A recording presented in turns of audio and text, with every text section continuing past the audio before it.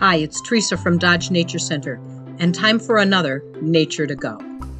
Have you ever been walking by one of the ponds and you saw something moving out in the water and you weren't quite sure what you were seeing?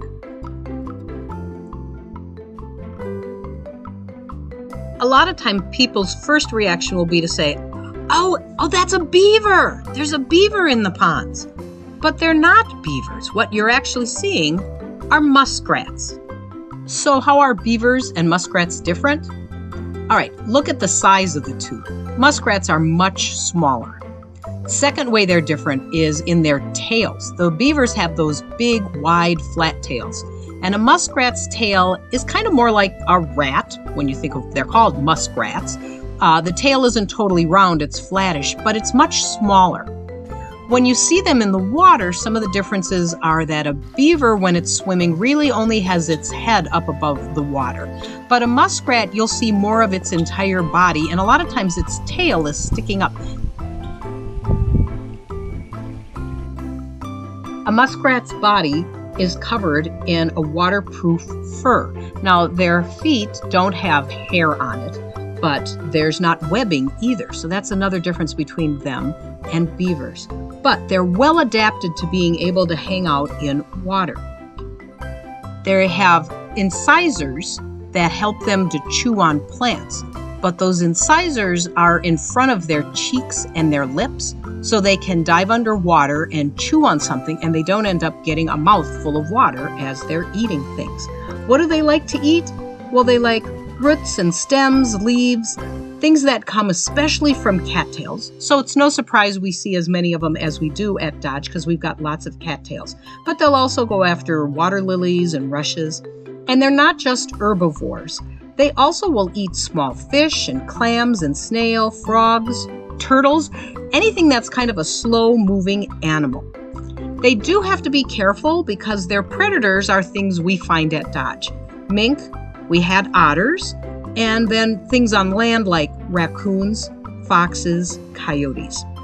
So they try to build their homes in an area where especially things like raccoons and foxes and coyotes can't get to them. We often will see the muskrats near the island in the farm pond.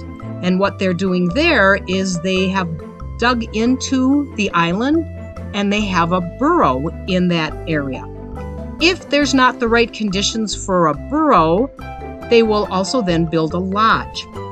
And the lodge is made of mainly mud and vegetation, so it's a little different than a beaver dam or a beaver lodge, which are made out of a lot of sticks. In the winter time, they don't hibernate. They're active all winter long. They don't store food, so they have to be moving back and forth in and out of their lodge or their burrow looking for food.